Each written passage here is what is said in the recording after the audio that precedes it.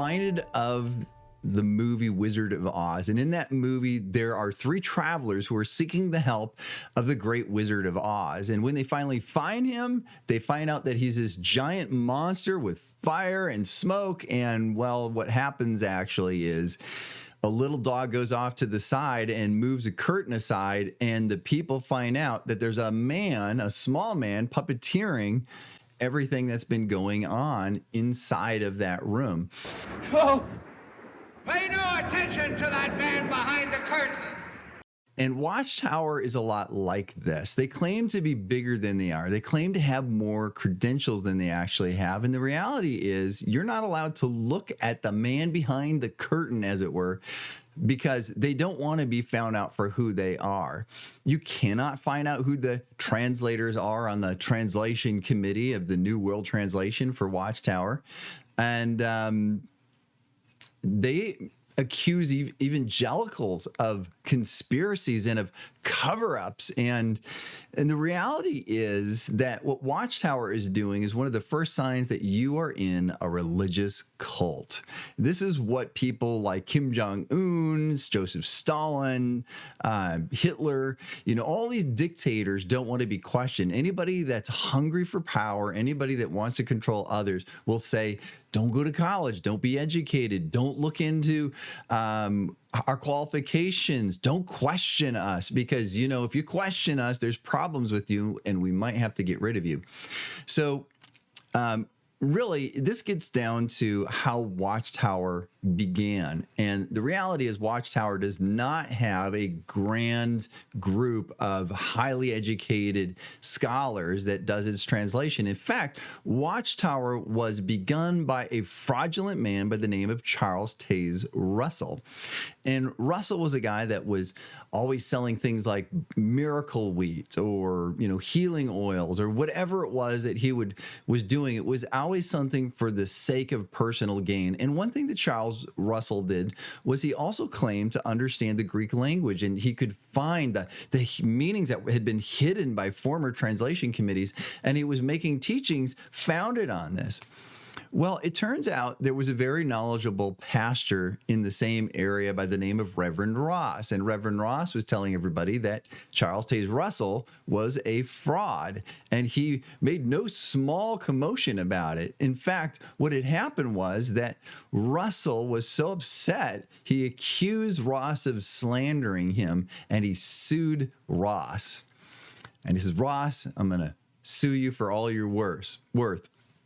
And Ross's response was basically, bring it. And when Russell realized that Ross wasn't going to back down and that he was about to be subject to cross-examination, he wanted to back out of the court case. When the judge said, no, you don't get to back out of this one, buddy. So I want to show you some of the things that under cross-examination here, I want to show you what happened in this case called Russell versus Ross in 1913. And so this is the attorney Staunton, and he's cross-examining Russell, and he says this, do you know the Greek alphabet?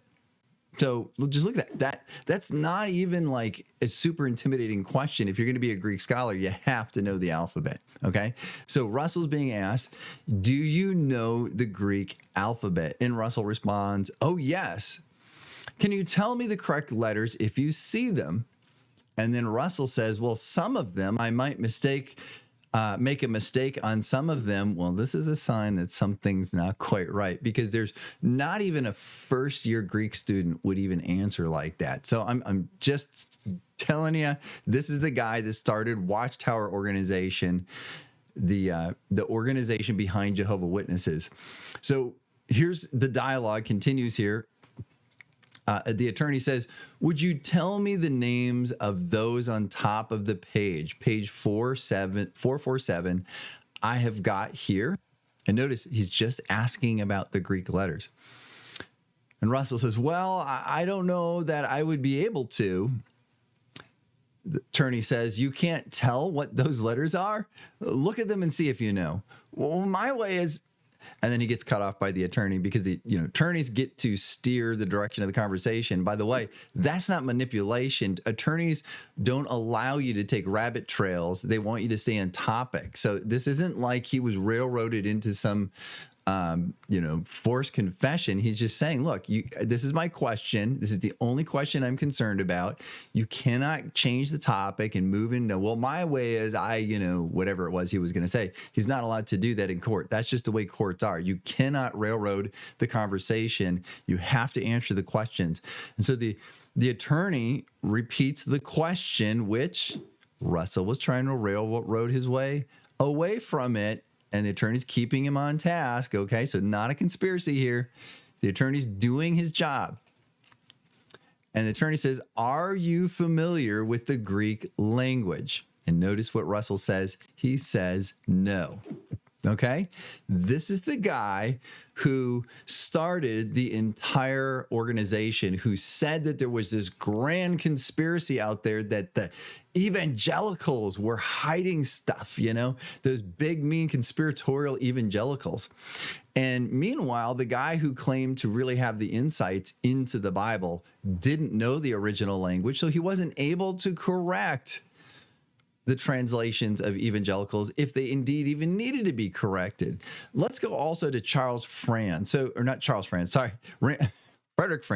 Frederick Franz, so to give you a little background on him, Frederick Franz was the president of Watchtower, the same organization that Charles Taze Russell founded. This is Frederick Franz.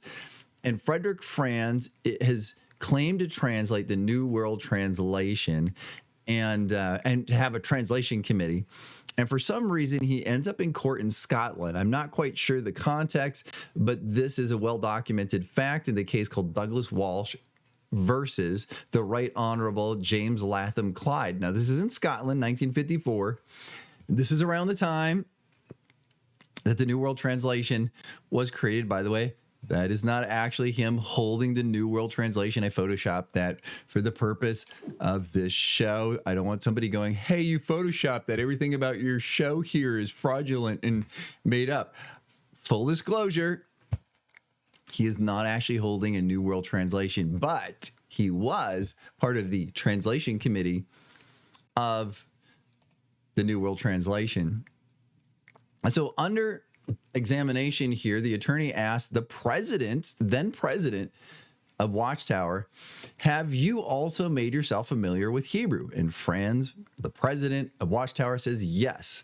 Attorney, so you have a substation linguistic apparatus at your command? Frederick Franz says, yes, for my use in biblical work. The attorney then goes, well, I think you are able to read and follow the Bible in Hebrew, Greek, Latin, Spanish, Portuguese, German, and French. And Frederick Franz says, yes. And then later on, you see this, the attorney says, so you yourself read and speak Hebrew, do you? And Franz goes, well, I do not speak Hebrew. The attorney goes, you do not? Trying to make sure that he's doubling down to the point here. Frederick Franz says, no. Well, how about, can you yourself translate that into Hebrew? And at this time, the attorney has placed a Hebrew Bible with Genesis 2, verse 4 in front of Franz, which, by the way, contains some of the most elementary Hebrew in the Old Testament. So this is basic vocabulary that a first-year student in Hebrew would know. And notice Frederick Franz, the attorney says it's that verse of the second chapter of Genesis. And Franz goes, you mean here? The attorney says, yes.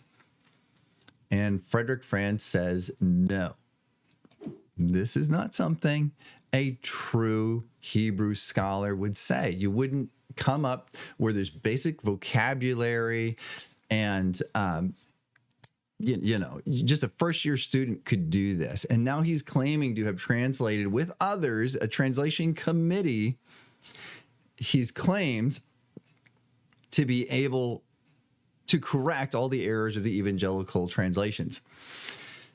So this gets back to a little background here. Let me. Okay, all right. So Frederick Franz was also a leader. So he was the president over Watchtower, but alongside him was his nephew, Raymond Franz, who was part of the governing body of Watchtower. And Raymond Franz was watching what the organization said to the public, but he himself saw the leaders of the Watchtower organization. He saw the governing body, and he's telling people one thing, but the reality he knows is another thing. And Raymond Franz begins to develop a conscience because he's realizing that he's lying to people about what's really going on in the organization. And so Raymond Franz comments that Watchtower says they have a committee, but there's only one person who's ever received any formal training in any ancient language, and that's his uncle, who had 2 years of Greek. And so Raymond Franz comments, he says, the New World Translation bears no translator's name and is presented as the anonymous work of the New World Translation Committee. Okay, so presented as the product of a committee, and yet you're not allowed to see the man behind the curtain because you'd find out that you don't have a committee. So Raymond Franz continues. He says, other members of that committee were Nathan Knorr, Albert Schroeder, and George Genghis. Fred Franz, however, was the only one with sufficient knowledge of the Bible languages to attempt translation of this kind. He had studied Greek for 2 years at the University of Cincinnati, but he was only self-taught in Hebrew, and that's from the book Crisis of Conscience, which I will provide a link for below if you would like to read that. But being self-taught in Hebrew and then not able to translate a basic verse with basic vocabulary is a problem. It means you're actually not able to translate. Meanwhile, evangelicals open the curtain wide for people to see, and this is what a conspiracy is not. See, Jehovah's Witnesses want you to think there's a great conspiracy among evangelicals because they're covering stuff up. But I want to show you something here. I want to show you, this is just for the ESV, so English Standard Version Bible. And this is a list of just the oversight committee that was involved in this. And if you notice, you've got Dr. Clinton Arnold, Dr. Clifford John Collins, Dr. Lane Dennis, Dr. Wayne Grudem, Dr. Paul House, and, J.I. Packer. I mean, these are notable men in academic circles. So this is just the oversight committee. So I'm going to provide a link, by the way, to this page so you can go look at this. This is the opposite of a conspiracy. When people go, look, you can look at the credentials of our people. You can see where they studied. You can call those universities to see if they indeed got good grades, if they even graduated, if they can rightfully claim to have a PhD in Greek or Hebrew studies. This is what you call transparency. And this is what the evangelical circles with their translations do. They don't say, oh, well, our translators are so humble that they don't want to be known or seen. I mean, when people say stuff like that, it means they're hiding something and they don't want you to check it out and they don't want you to find out the facts. But the facts are there are no real translators on the New World Translation Committee. And there never have been. There never will be. In fact, if you're a Jehovah's Witness, are you allowed to go to college? Not really. That's not a thing that's encouraged. Meanwhile, evangelicals have the highest level of education and knowledge about languages, and then they're open about it too. And they don't have unqualified people in their translation committees. There are people who have been suggested to translation committees who are removed because they're not fully qualified. So this is why we have this openness and transparency. But really, to answer the question, does Watchtower have actual translators? The answer is no. And 2 years, which is like the amount that I have in Greek and Hebrew studies, is not enough to make you a translator. I can know enough to know that you're a fraud. That's how much I know about Greek and Hebrew. I can tell you, look, you're a fraud. You don't know what you're talking about. I know enough to spot a phony, to read the academic literature required in graduate studies. That's the level I have, and I'm not qualified to be on a translation committee. And yet someone like me is more qualified than a person, say, like Frederick Franz. So Does Watchtower have a translation committee? The answer is no. Plain and simple.